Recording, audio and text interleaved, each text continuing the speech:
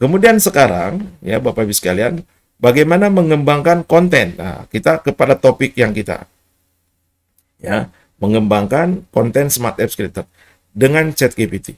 Dengan adanya ChatGPT, aplikasi Smart Apps Creator harusnya boom.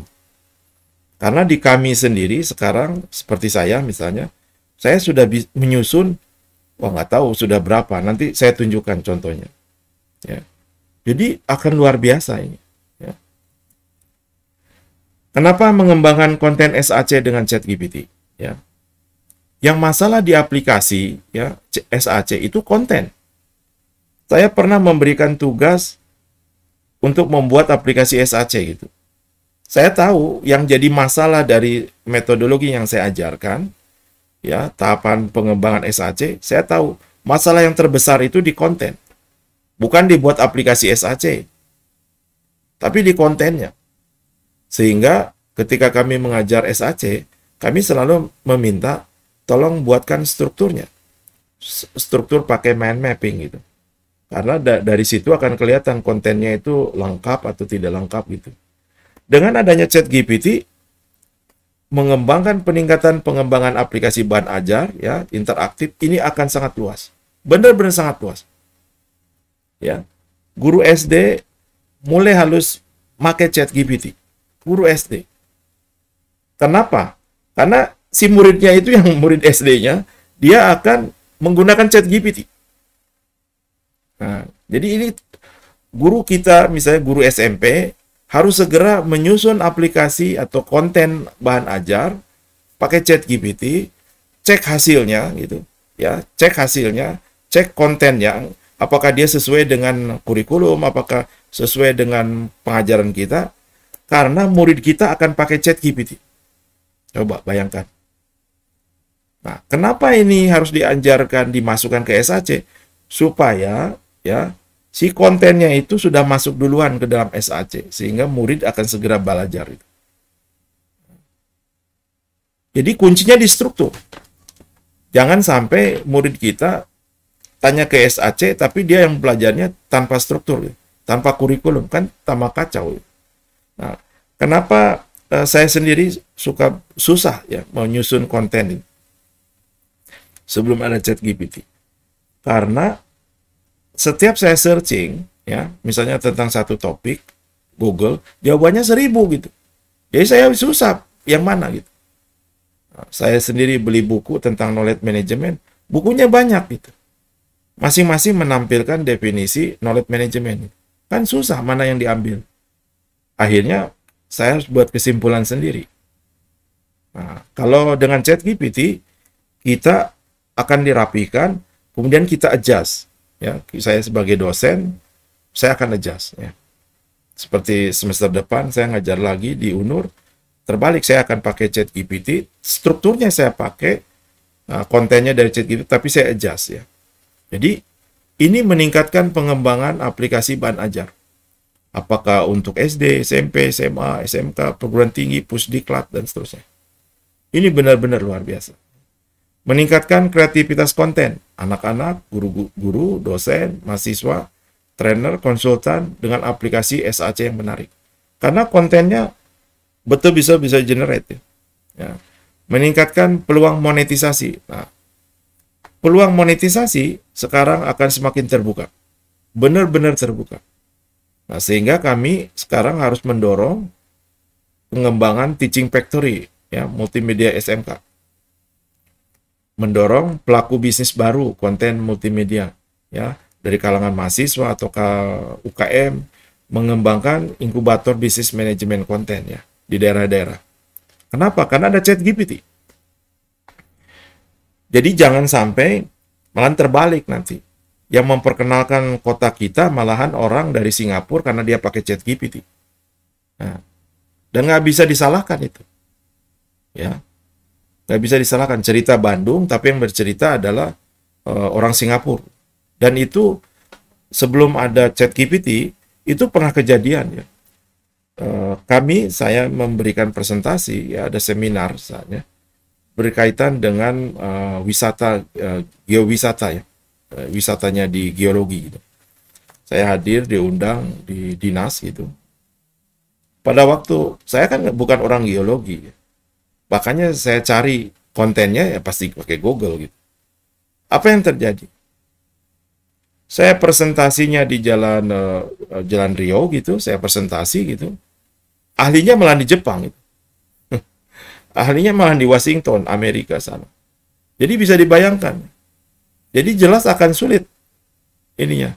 Tapi dengan ChatGPT ini benar-benar ya kreativitas. Jadi cerita tentang Borobudur, pergi ngambil fotonya sendiri, deskripsinya ChatGPT saja gitu. Ya. Meningkatkan peluang monetisasi, ini jelas nih ya. Nah, sehingga kami akan dorong di sini. Meningkatkan pengembangan portal directory. Portal directory multimedia interaktif ya, Android yang terbesar adalah Google Play ya, Play Store. Itu yang terbesar. Dengan adanya ChatGPT, kami dorong terbalik ya. Tetap dimasukkannya ke Google Play Store misalkan, tetapi sekolah akan mengembangkannya.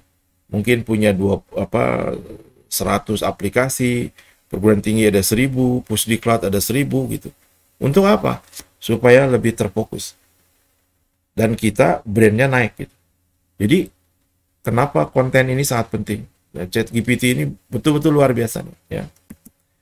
Konten SAC dengan ChatGPT, kita bisa untuk aplikasi bahasa asing, bahasa Inggris, bahasa Arab, ya, Cina, Jepang, ya. Dulu ada peserta pelatihan mengajarkan bahasa Jepang gitu kan. Dan dengan ada ChatGPT jadi terbalik-balik ya. Makanya harus lebih terstruktur sekarang dengan ada ChatGPT. Kami sendiri ya memikirkan sejak dulu ingin mengembangkan training center bahasa Inggris dari dulu. Sempat buat, sudah itu tutup ya. Karena di dalam visi atau misi kami buat bahasa Inggris center saat itu tidak sesuai gitu ya. Dan membuatnya yang masalah adalah konten ya. Tapi dengan ada ChatGPT sekarang kami akan membuat lagi ya bahasa Inggris dan bahasa Arab ya, utamanya 2 bahasa ini. Kemudian aplikasi game edukasi untuk bahasa, manajemen, bisnis ya, aplikasi kesehatan. Nah, nanti saya tunjukkan ya pengetahuan kesehatan dasar, penyakit dalam ya, obat herbal ya. Aplikasi bisnis, model bisnis, tahap pengembangan bisnis, perencanaan bisnis ya, aplikasi manajemen, tahapan pengembangan SDM, tahapan pengembangan e-learning. Kalau yang ini kami sudah buat susun sendiri. Jadi kami punya buku-buku berkaitan dengan e-learning. Tapi ya sebanyak itu kan tidak mungkin dibuat summary. Punya buku misalnya sekitar 10 ya cukup sulit.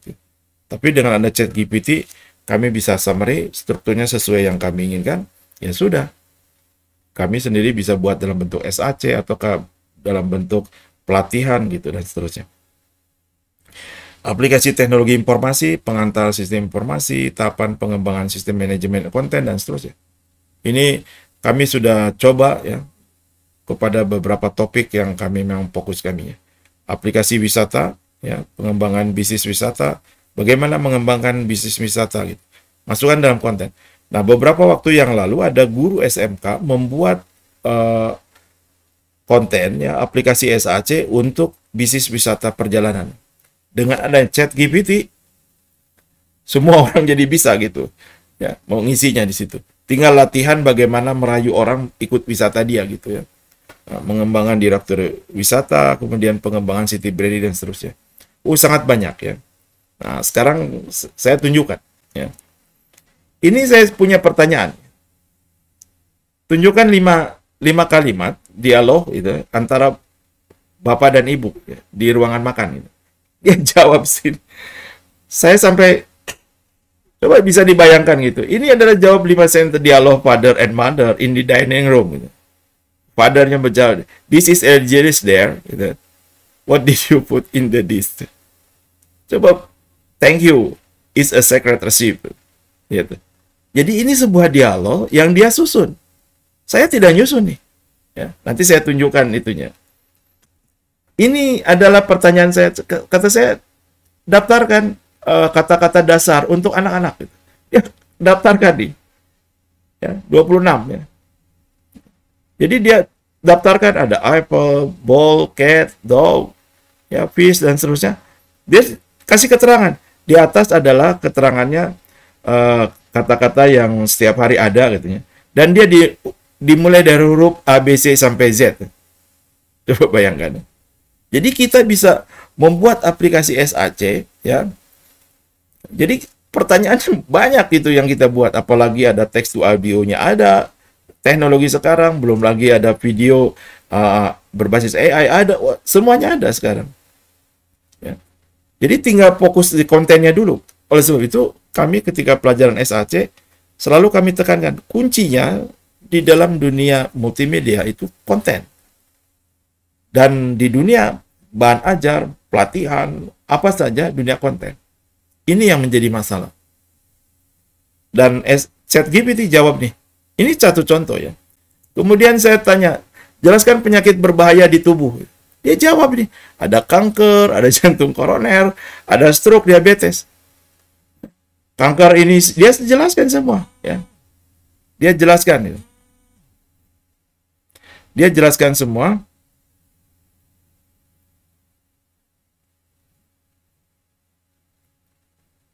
Nah, dia jelaskan semua, ada stroke, ada diabetes, kemudian ada HIV, ada TBC, pneumonia, dan malaria. Dia jelaskan tuh. Jadi kalau ada seorang siswa yang senang orang penyakit gitu ya, dia senang dengan penyakit ya, dia bisa mempelajari. Dia ingin fokus, saya ingin mempelajari malaria. Dia pelajari itu malaria dari ChatGPT. Tolong jelaskan malaria itu apa, obatnya apa saja. Nah, waduh, luar biasa. Ini dijelaskan oleh ChatGPT. Kita bisa membuat aplikasi SAC berkaitan dengan pengantar penyakit-penyakit. Dan ini disebarkan di masyarakat, masyarakatnya akan baca gitu. Ya. Bagaimana memulai bisnis baru? Ya, ini saya tanya ke ChatGPT. Lakukan riset pasar. Ya. Ya betul itu ya. Tentukan model bisnisnya. Buat rencana bisnis. Bayangkan. Ya, Bapak Ibu sekalian, ini saya contoh ya. Untuk saya mempelajari tentukan model bisnis, ada satu grup, ya, dia sampai membuat bukunya sampai 50, ya. 50 buku, ya. Secara lengkap berkaitan dengan model bisnis. Saya yakin dia bukan pakai ChatGPT. Dia benar-benar kelompok yang sudah punya pengetahuan. Saya beli itu, ya. Hampir karena ada diskon sekitar 50 buku, saya beli 1,5 juta itu. Saya pelajari gitu.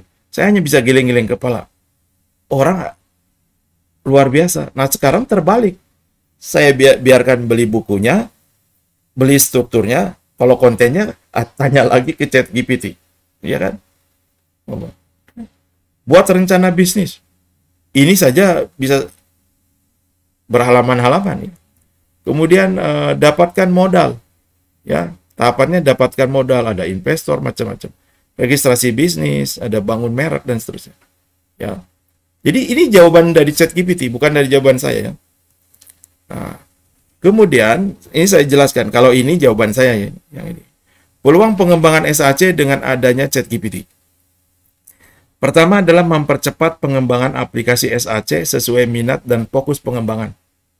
Jadi kalau Bapak Ibu sekalian fokus mengembangkan bahasa Inggris, akan sangat mudah. Sekarang saya pun sangat mudah. Ya. Mengembangkan pola bisnis, betul-betul sangat mudah dengan ChatGPT. Mempercepat pengembangan unit atau program. Ini sekarang tidak bisa dipungkiri. Ekstrakurikuler sekolah, ya, untuk SAC dan multimedia dan manajemen konten harus didorong setelah ada ChatGPT. Biarkan anak-anak tumbuh supaya bisa belajar mengelola konten. Ya. Apakah itu mahasiswa atau siswa, bahkan kalangan SD sekalipun. Ya. Karena sekarang suka atau tidak suka, anak-anak kecil baru kelas 1 mainnya pagi-pagi sudah YouTube ya. Nah, gitu. Kemudian mempercepat pertumbuhan TEFA ya, Teaching Factory SMK. Kemudian startup konten ya. Kemudian inkubator bisnis konten, Pusdiklat ya, training center. Untuk apa? Untuk aplikasi multimedia interaktif SAC dan manajemen konten. Jadi pertumbuhan ini harus didorong gitu. Dan ini terbuka karena ChatGPT ya. Mempercepat pengembangan monetisasi. Jadi bisa menghasilkan uang atau nilai ekonomi akan lebih cepat ya. Menginkubasi bisnis baru dan masuk pasar. Kan kalau saya misalnya membuat aplikasi bahasa Inggris sekarang lama gitu dulunya. Sekarang ada ChatGPT, saya cepat sekali. Sekarang dibagi tugasnya di tim ya, Bapak Ibu sekalian. Bagian ada yang tim layout, gunakan Canva. Ya, saya minta pakai Canva, jangan sampai yang lain. Kemudian navigasinya pakai dari Prepik, ambil yang free. Ya. Nah, kontennya biar saya yang buat ya. Jadi saya bisa membuat aplikasi cepat sekali ya, untuk bahasa Inggris, bahasa Arab. Mempercepat penyiapan proposal. Saya bisa membuat proposal dengan sangat cepat sekarang. Dulu membuat proposal tunggu-tunggu gitu ya. Sekarang kalau buat proposal, kawan saja minta untuk tender atau apa, saya bisa buat proposal. Jadi kalau Bapak Ibu sekalian ada yang di daerah meminta proposal, saya kasihkan proposal saya tentang di e-government ataukah apa saja. ChatGPT.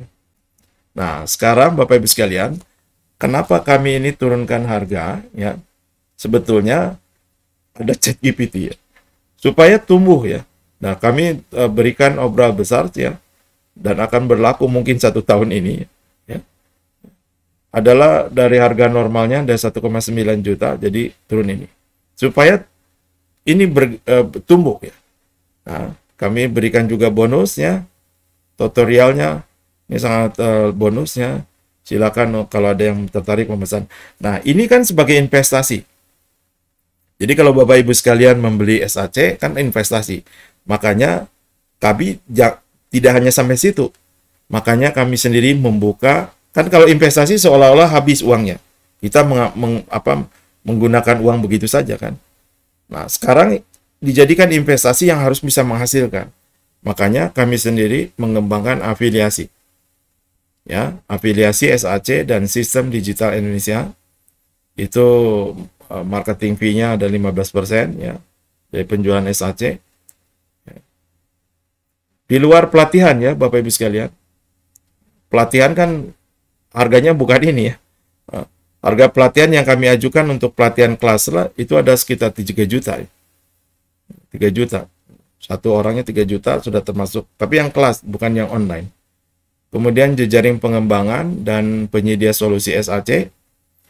Ya, jadi kita akan sama-sama memberikan penyediaan solusi SAC.